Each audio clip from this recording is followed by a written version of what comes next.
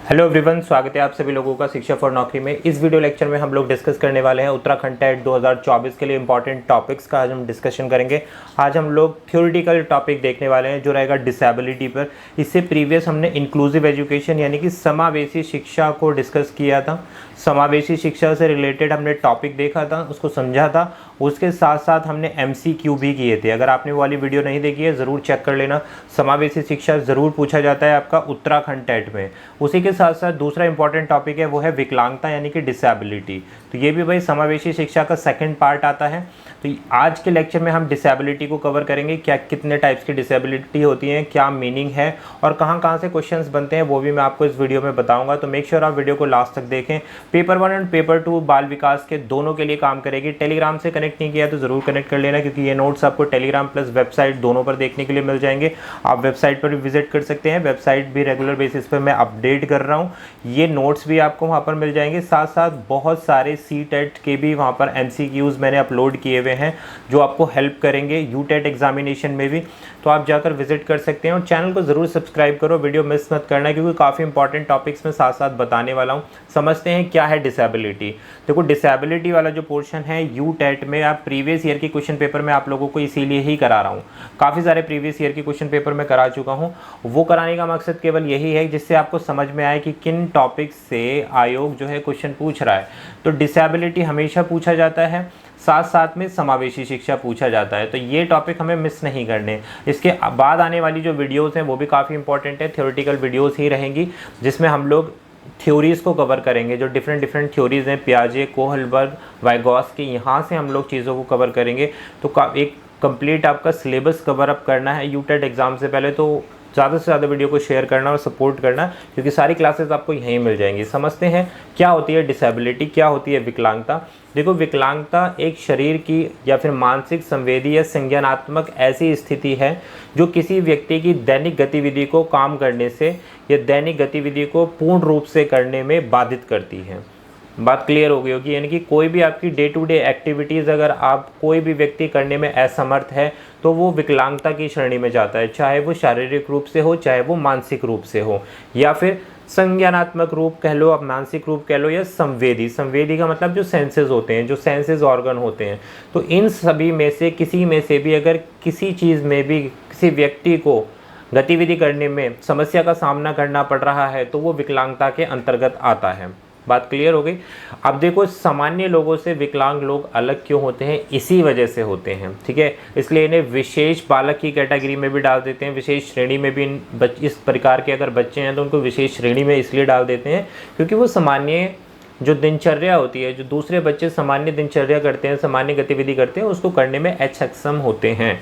तो डिसेबिलिटी क्या है? फिजिकल यानी कि शारीरिक, मेंटल यानी कि मानसिक, सेंसरी यानी कि संवेदी, कॉग्निटिव कंडीशन यानी कि संज्ञानात्मक स्थिति है जो किसी भी पर्सन्स की डे टू डे एक्टिविटी करने को रोकती है। बात क्लियर हो गई। और इसका समाज से बड़ा गहरा संबंध रहता है, क्योंकि ये जो बच्चे होते हैं या कोई भी इस तरीके का डिसेबल पर्सन होता है उसका सामाजिक स्थिति जानना बहुत ज़रूरी होता है और ये समाज में ही रहकर ये सारी चीज़ों को फेस करते हैं। इसलिए सोसाइटी का एक बहुत बड़ा रोल हो जाता है यहाँ पर डिसेबिलिटी वाले पार्ट पे। बात क्लियर हो गई। नेक्स्ट पढ़ेंगे भाई क्या कि विकलांगता के प्रकार, types of disability. Hindi English दोनों में मैंने इन नोट्स को प्रिपेयर किया है, तो मेक श्योर टेलीग्राम पर आपको मिलेंगे। टेलीग्राम के साथ साथ आपको वेबसाइट पर भी मिल जाएंगे। दोनों जगह आप लोगों को नोट्स में प्रोवाइड करा दूंगा, तो इस चीज़ की आप टेंशन ना लें। अब समझते हैं विकलांगता के प्रकार। यहाँ से क्वेश्चन बनता है, आपको समझने की ज़रूरत है कि कौन कौन से प्रकार की विकलांगता यानी कि डिसेबिलिटी हो सकती है। पहली विकलांगता की बात करें तो वो है शारीरिक विकलांगताएँ। वे विकार जो किसी व्यक्ति की गतिशीलता या शारीरिक क्षमता को प्रभावित करते हैं, जैसे सेरिब्रम पाल्सी, रीढ़ की हड्डी की चोटें। तो ये इस प्रकार की विकलांगता को क्या बोलते हैं? यानी कि शरीर में किसी भी प्रकार में अगर कोई भी पार्ट काम नहीं कर रहा है तो वो शारीरिक विकलांगता के अंतर्गत आ जाता है। सेकंड जो प्रकार आता है वो आता है संवेदी विकलांगता है, जिसको सेंसरी बोलते हैं। सेंसरी विकलांगता है, सेंसरी डिसेबिलिटी, वे विकार जो संवेदनाओं से संबंधित होते हैं, जैसे दृष्टि और सुनने की क्षमताएं। तो आपने काफ़ी लोगों को देखा होगा कि कुछ लोग देखने में असमर्थ होते हैं, सुनने में असमर्थ होते हैं। तो ये क्या है, संवेद हैं, हमारे संवेदीय सेंसरीज हैं ये। तो इसमें अगर हमारे पास विकलांगता होती है तो उसको हम क्या बोलते हैं, संवेदी विकलांगताएं बोलते हैं। थर्ड पॉइंट आता है हमारे पास, थर्ड जो प्रकार है बौद्धिक विकलांगता है। बौद्धिक वे विकार जो संज्ञानात्मक कार्य क्षमता को प्रभावित करते हैं, जैसे फॉर एग्जांपल भी आपको समझ लो, डाउन सिंड्रोम एक प्रकार का मेंटल, बौद्धिक यानी कि mental disorder, autism spectrum disorder, autism spectrum disorder, ये आप बहुत ही इंपॉर्टेंट टर्म है, कई बार आप लोगों ने सुना भी होगी। ठीक है, तो ये क्या है, बौद्धिक यानी कि मानसिक रूप से जो प्रभावित बच्चे होते हैं, जिसको हम मेंटल रिटार्डेशन भी कहते हैं, या फिर आप संज्ञानात्मक कॉग्निटिव डिसेबिलिटी, कॉग्निटिव कार्य क्षमताओं को जो प्रभावित करते हैं। कहने का मतलब है, देखो मानसिक संतुलन, यानी कि अगर आपका मेंटल स्टेट स्टेबल है तो आप अपने शरीर को भी कंट्रोल कर सकते हैं, और अगर आपका माइंड स्टेबल नहीं है, मानसिक क्षमताएं आपकी पूर्ण रूप से काम नहीं कर रही हैं, तो आपका बॉडी भी काम नहीं करेगा, क्योंकि बॉडी को कंट्रोल क्या करता है, आपका माइंड करता है। तो ये क्या होगी, बौद्धिक विकलांगता हो गई। चौथा टाइप आता है मानसिक स्वस्थ विकलांगताएं, वे स्थिति जो किसी व्यक्ति के भावात्मक और मनोवैज्ञानिक स्वास्थ्य को प्रभावित करती हैं, जैसे अवसाद। बात क्लियर है, देखो समझा देता हूँ सिंपल लैंग्वेज में। मानसिक स्वास्थ्य विकलांगताएं का मतलब क्या है कि भाई ऐसी डिसेबिलिटी, इस प्रकार की डिसेबिलिटी जो किसी भी पर्सन के इमोशंस को या साइकोलॉजिकल वेल बीइंग को डिस्टर्ब करते हैं, जैसे डिप्रेशन। बात क्लियर है, डिप्रेशन। डिप्रेशन कब आता है, जब कोई भी व्यक्ति दुखी होता है, सैड होता है ना, सैड अवस्था में हमारे पास क्या आता है, डिप्रेशन आता है। तो आप डिप्रेशन से समझ सकते हो कि मानसिक रूप से भी पीड़ित है बच्चा, या फिर कोई व्यक्ति साथ साथ वो किस चीज़ से भी पीड़ित है, वो भाई इमोशनल डिस्टर्बेंस भी हुआ है उसको। ठीक है, नेक्स्ट और लास्ट टाइप हमारे पास आता है सीखने की विकलांगता है, जिसको हम बोलते हैं लर्निंग डिसेबिलिटी, और सबसे ज़्यादा इंपॉर्टेंट है, सबसे ज़्यादा क्वेश्चंस यहाँ से ही पूछे जाते हैं, इसलिए बोल रहा हूँ वीडियो को मिस मत करना, साथ साथ चीज़ों को समझा भी रहा हूँ, इंपॉर्टेंट टर्म्स भी आप लोगों को क्लियर कर रहा हूँ। सीखने की विकलांगता वे विकार जो किसी व्यक्ति की सीखने और जानकारी को संसाधित करने की क्षमता को प्रभावित करती है, जैसे डिसलेक्सिया, ADHD, ये सब मैं आगे आपको समझाने वाला हूँ डीप में। लर्निंग डिसेबिलिटी को मैंने अलग तरीके से पूरा खोलकर आगे इसी पार्ट में, इसी वीडियो में मैंने आपको समझाया है। अब ये इंग्लिश में मैंने लिख दिया है यहाँ पर, टाइप्स ऑफ डिसेबिलिटी, एक बार रिवाइज कर लेते हैं। पहला हो गया आपका फिजिकल डिसेबिलिटी, जिसमें कोई भी पर्सन शारीरिक रूप से कार्य करने में असक्षम है। सातवां आता है सेंसरी डिसेबिलिटी, जिसमें आपके सेंसेस जैसे देखना, बोलना, सुनना, इन सभी में अगर विकार उत्पन्न हो जाता है तो उसको सेंसरी डिसेबिलिटी बोलते हैं। इंटेलेक्चुअल यानी कि मेंटल, जिसमें कॉग्निटिव फंक्शंस जो है काम नहीं करता है, या मेंटल रिटार्डेशन जिसको बोल सकते हैं। मेंटल हेल्थ डिसेबिलिटी, जिसमें हमारी दो चीज़ें, इमोशनल प्लस साइकोलॉजिकल, दो चीज़ें यहाँ पर इन्वॉल्व होती हैं। और इसके बाद लास्ट आता है लर्निंग डिसेबिलिटी, जिसमें सीखने संबंधित जो विकार उत्पन्न हो जाता है तो वो कहलाता है हमारा लर्निंग डिसेबिलिटी। तो ये हमारे 4-5 प्रकार हो गए हैं डिसेबिलिटी के। पहले हमने देखा क्या है विकलांगता, दूसरा हमने देखा किस प्रकार की हमारी विकलांगताएं होती हैं, जिसको हम बोलते हैं टाइप्स ऑफ डिसेबिलिटी। अब कुछ ऐसे फ्रेमवर्क बनाए गए हैं विकलांग छात्रों के लिए जो कार्य करते हैं, जैसे समझ सकते हैं कुछ ऐसी पॉलिसीज़ बनाई गई हैं गवर्नमेंट के द्वारा, कुछ ऐसे लीगल फ्रेमवर्क बनाए गए हैं जिसमें विकलांगता के लिए कुछ नॉर्म्स रखे गए हैं, यानी कि इस प्रकार के व्यक्ति अपने अधिकार ले सकते हैं समाज में। जैसे पहला जो एक्ट बनाया गया है, right of person disability act 2016, ये काफ़ी इंपॉर्टेंट है, इस पर बेस्ड मैंने अभी रिसेंटली क्वेश्चन भी कराया था और आपके एग्जामिनेशन में रिसेंटली पूछा भी गया है, जिसको RPWD एक्ट भी बोला जाता है। RPWD एक्ट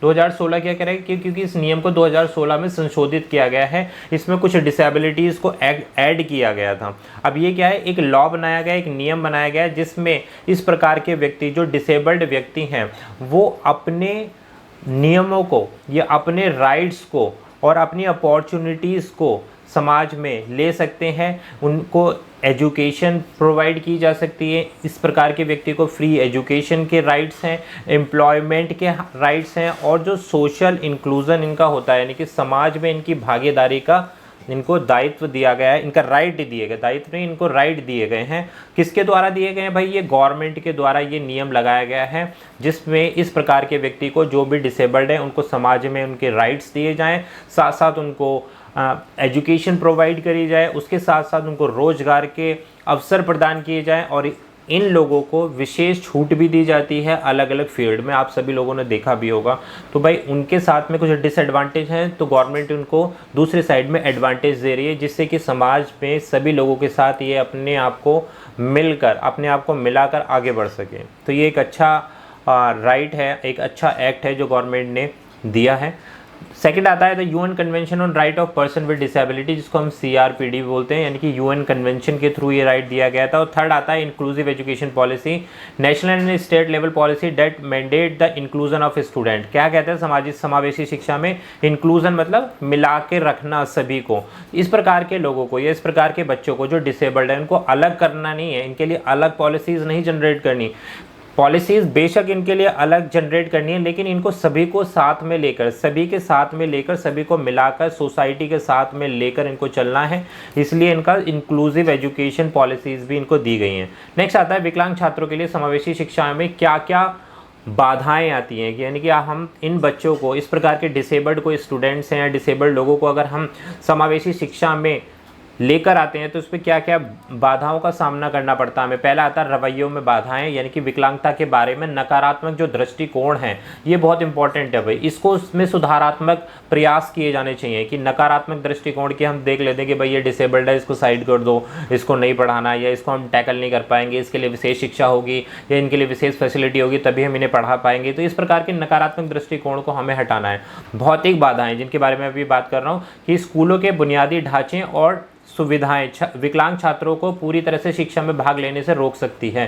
तो देखो, इन लोगों के लिए, जो डिसेबल्ड स्टूडेंट होते हैं, इनके लिए कुछ फिजिकल फैसिलिटीज़ या फिर इंफ्रास्ट्रक्चर, शरीर, स्कूल के ढांचों में बदलाव करने की ज़रूरत है। तो इस प्रकार के अगर बदलाव नहीं मिलेंगे तो इन बच्चों को समावेश करने में कठिनाइयों का सामना करना पड़ेगा। पाठ्यक्रम में बाधाएं, पाठ्यक्रम, एक कठोर पाठ्यक्रम जो विविध सीखने की अवधारणाओं को समायोजित नहीं करता, वह विकलांग छात्रों की शैक्षिक प्रगति में क्या बनेगा भाई? बाधा बनेगा। यानी कि हमें अपने जो पाठ्यक्रम है उसको चेंज करने की ज़रूरत है। ऐसा नहीं है कि बिल्कुल रिजिड एक हमने पाठ्यक्रम तैयार कर दिया है कि भाई विकलांग बच्चा हो हमें फ़र्क नहीं पड़ता, हमारे पाठ्यक्रम के अनुसार चले, ऐसा नहीं होना चाहिए। पाठ्यक्रम को हमें चेंज करना है, उसको मॉडिफाई करना है, किसके अकॉर्डिंग? जो डिसेबल्ड स्टूडेंट हैं उनके अकॉर्डिंग। बात क्लियर होगी? तो ये हो गए हमारे कुछ ऐसे बैरियर्स, कुछ ऐसी बाधाएं जो रोक रही हैं डिसेबल्ड स्टूडेंट को समावेशी शिक्षा में लागू करने में, जिसमें हमने एटीट्यूडनल बैरियर देखा, फिजिकल बैरियर, कैरिकुलम बैरियर या lack of support activities. I hope आपको क्लियर हो गया होगा ये। नेक्स्ट पढ़ेंगे भाई टाइप्स ऑफ लर्निंग डिसेबिलिटीज़। हमने डिसेबिलिटीज़ के कितने टाइप्स देखे थे भाई? 5 हमने डिसेबिलिटी के टाइप्स देखे थे, जिसमें 5वां टाइप क्या था? LD था भाई। ये है बेहद इंपॉर्टेंट, यहाँ से बनेंगे आपके क्वेश्चन, तो इसे मत करना बिल्कुल भी मिस। नेक्स्ट हम पार्ट में डिसेबिलिटी पर बेस्ड काफ़ी सारे MCQs भी डिस्कस करेंगे, लाइव सेशन रखेंगे, उसमें देखेंगे आप लोगों ने कितने ने समझा है। तो मेक श्योर चैनल को सब्सक्राइब कर लो भाई, और बेल आइकन को बिल्कुल नोटिफाइड कर लो। काफ़ी लोग ये पूछते हैं कि सर किस टाइम पर क्लास आती है, मैं नोटिफिकेशन बेल ऑन कर लो, वीडियो आएगी आप लोगों को पता चल जाएगा। बाकी सारी चीज़ें मैं टेलीग्राम पर भी पोस्ट कर दूंगा। Types of learning disability, disability समझ में आ गया था। लर्निंग डिसेबिलिटी यानी कि सीखने संबंधित जो भी विकार होता है किसी भी व्यक्ति या विद्यार्थी के अंदर, वो लर्निंग डिसेबिलिटी के अंतर्गत आता है। ठीक है, ये कैसी, यहाँ से देखो ये कैसा डिसऑर्डर है, किस प्रकार का डिसऑर्डर है भाई? ये न्यूरोलॉजिकल डिसऑर्डर है।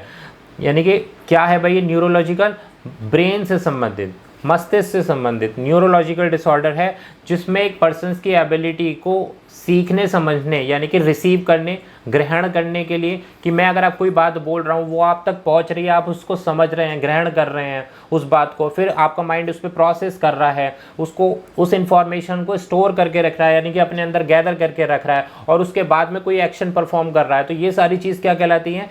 ये इन्फॉर्मेशन गैदर करना होता है, लर्निंग करना किसी चीज़ को। अगर इन सब चीज़ों में कहीं भी कोई भी प्रॉब्लम है तो वो लर्निंग डिसेबिलिटी के अंतर्गत आ जाता है। यानी कि कोई बच्चा सुन तो रहा है लेकिन उसका माइंड उसमें प्रोसेस नहीं कर पा रहा है, प्रोसेस कर रहा है तो उस चीज़ को एब्जॉर्ब नहीं कर पा रहा, यानी कि स्टोर करके नहीं रख पा रहा। अगर उसने सुन लिया, समझ लिया, स्टोर कर लिया, फिर हम उससे कह रहे हैं कि उस कार्य को करके दिखाओ जो अभी आपने समझा है, तो फिर वो कार्य करने में अक्षम है, क्योंकि उसका माइंड प्रोसेस नहीं करके, ये न्यूरो से रिलेट करता है, यानी कि उसके जो तंत्रिका तंत्र हैं वो उसको आदेश नहीं दे रहे हैं उसके बॉडी को कि वो एक्शन को परफॉर्म कर पाए। तो ये सारे जो विकार होते हैं वो लर्निंग डिसेबिलिटी के अंतर्गत आते हैं, और ये इस प्रकार की डिसेबिलिटी है, हर एक व्यक्ति में कोई ना कोई सीखने संबंधित विकार उत्पन्न होता है, और ये जीवन पर्यंत चलने वाला विकार है भाई।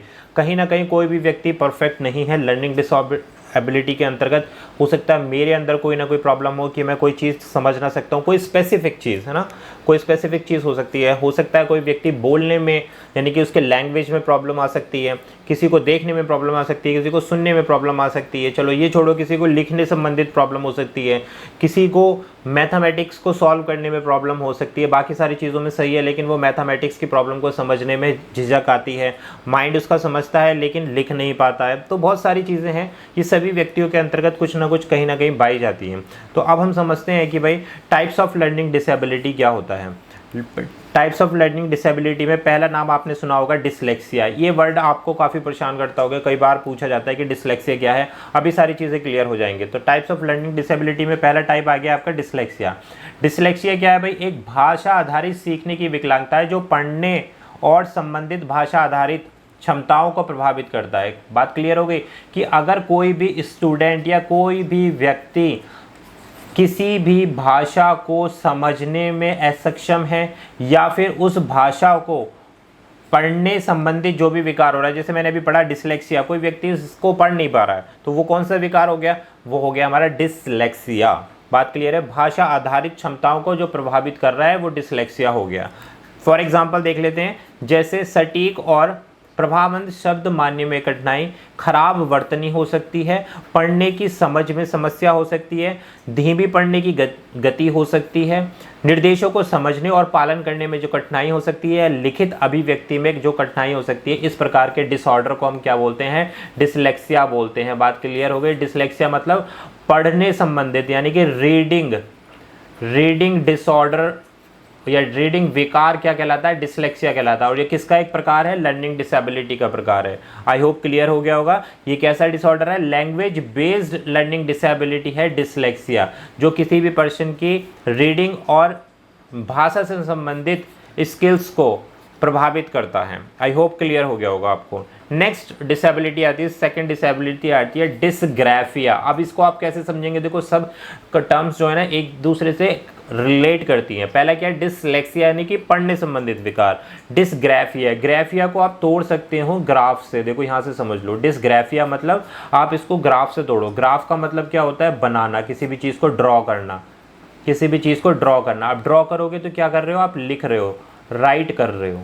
ठीक है, तो यहाँ से आप समझ सकते हो डिसग्राफिया आ रहा है, डिसग्राफिया आ रहा है तो इसको आप तोड़ लो। डिस प्लस ग्राफ, ग्राफ का मतलब क्या है? आप किसी भी चीज़ को ड्रॉ करोगे, है ना। ग्राफ क्या होगा? हमारा ड्रॉ हो रहा है, ड्रॉ हो रहा है तो हम क्या कर रहे हैं? लिख रहे हैं कुछ ना कुछ। तो डिसग्राफिया लेखन क्षमताओं को प्रभावित करती है, जिसमें हस्तलेखन, टाइपिंग और वर्तनी भी शामिल हैं। इसकी क्या क्या विशेषताएं होती है कि खराब लेखन क्षमताएं होती हैं, असंगत अंतराल या कागज पर खराब स्थानिक योजनाएं, वर्तनी और विचार को कागज पर व्यवस्थित करने में कठिनाई, सूक्ष्म मोटर कौशल में समस्या, लेखन कार्य के दौरान थकान होना या फिर निराशा होना।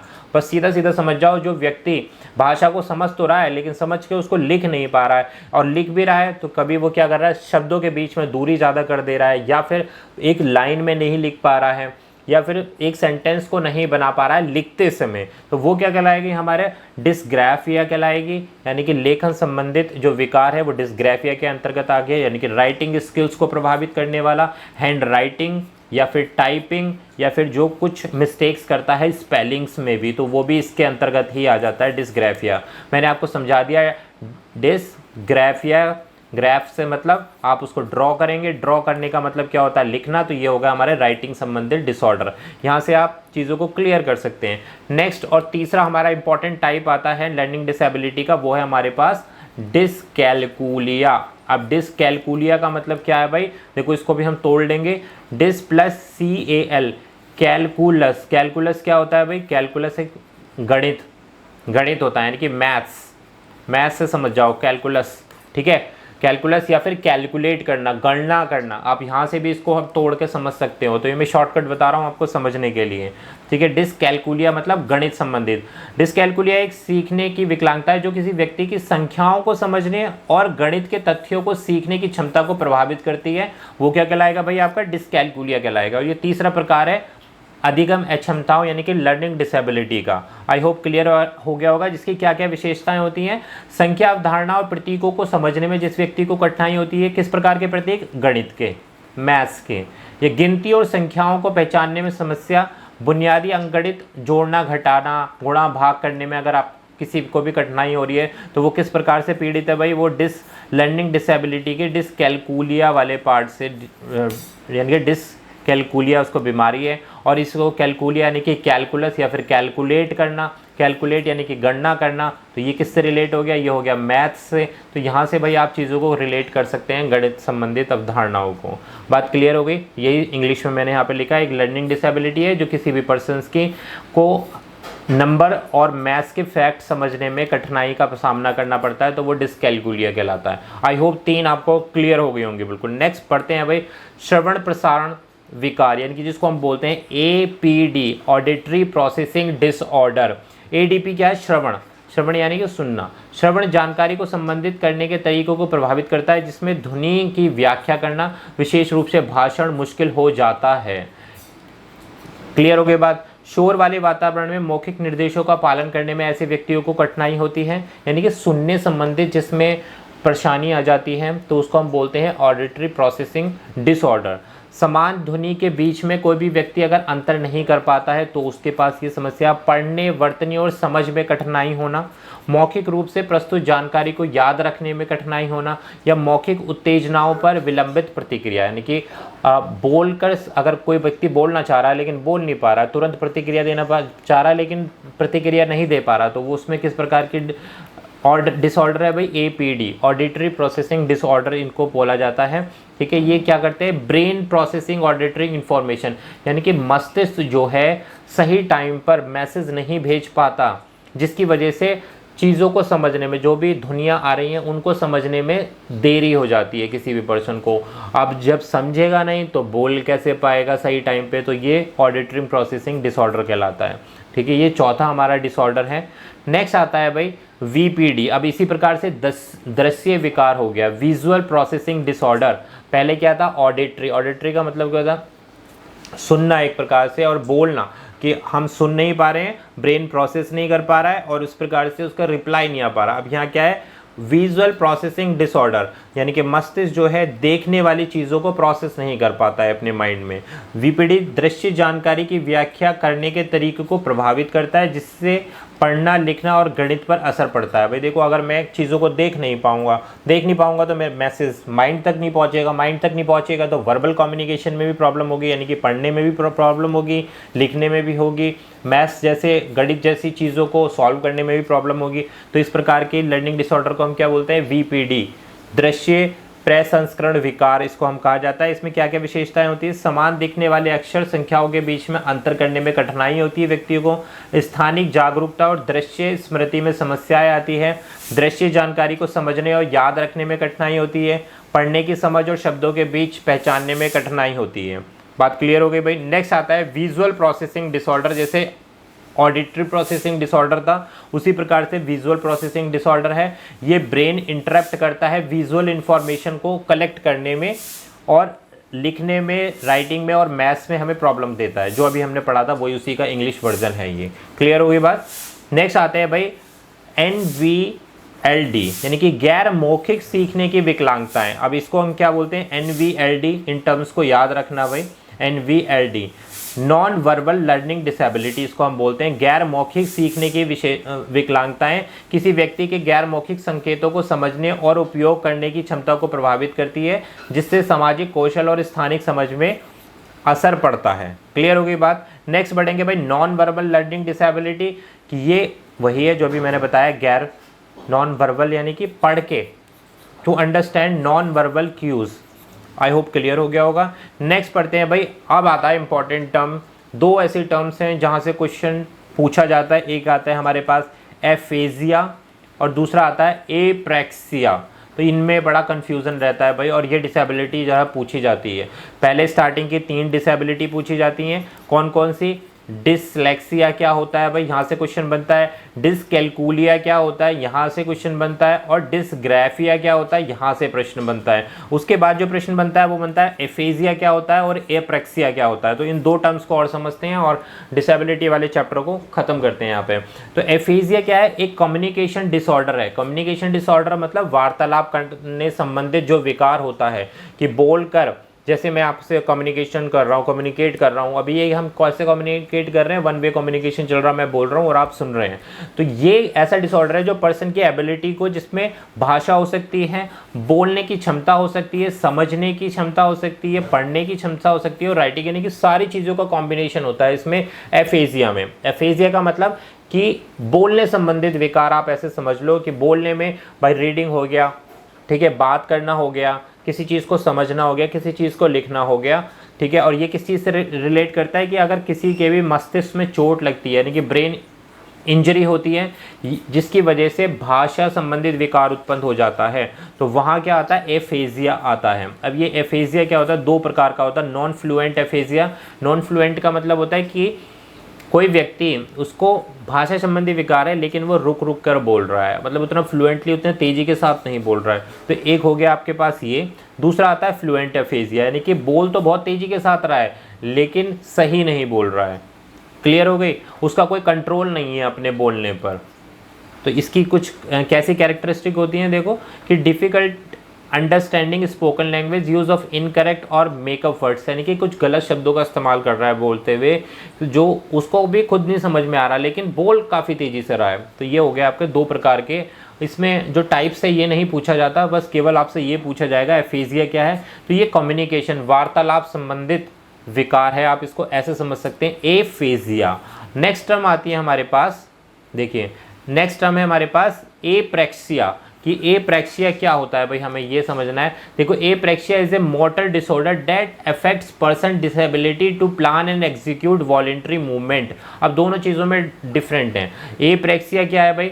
देखो, एप्रेक्सिया में क्या होता है, एक ऐसा व्यक्ति जो पीड़ित है अपने मूवमेंट्स, यानी कि छोटे छोटे जो मूवमेंट्स होते हैं वो करने में, छोटी छोटी जो गतिविधि होती हैं, जैसे कि कोई व्यक्ति अपने हाथ का कोऑर्डिनेशन, जैसे हम कलम के थ्रू लिखते हैं, तो ये जो लिखना जो होता है ये छोटा फाइन मोटर स्किल्स कहलाती हैं, ठीक है, कि हम अपने मसल्स को कोऑर्डिनेट कर रहे हैं, तो ये क्या है, हमारी फाइन मोटर स्किल्स है। तो स्मॉल मोमेंट हो गया, जैसे आंखों का झपकना हो गया, हाथ को कंट्रोल करना, हाथ से लिखना, तो ये सारी चीज़ें एफेजिया के अंतर्गत आती हैं। एफेजिया में हम अपने बॉडी के डिफरेंट पार्ट्स को कंट्रोल नहीं कर पाते हैं छोटी छोटी एक्टिविटी करने के लिए, तो वो कहलाता है। It can impact speech, apraxia of speech और अदर मोटर फंक्शंस, ठीक है, कि किसी व्यक्ति के लिम्स में काम नहीं कर रहा है, कोई व्यक्ति जिसमें फिजिकल एबिलिटी को, छोटी छोटी फिजिकल एबिलिटी को या छोटी छोटी फिजिकल बॉडी मूवमेंट्स नहीं कर पा रहा है,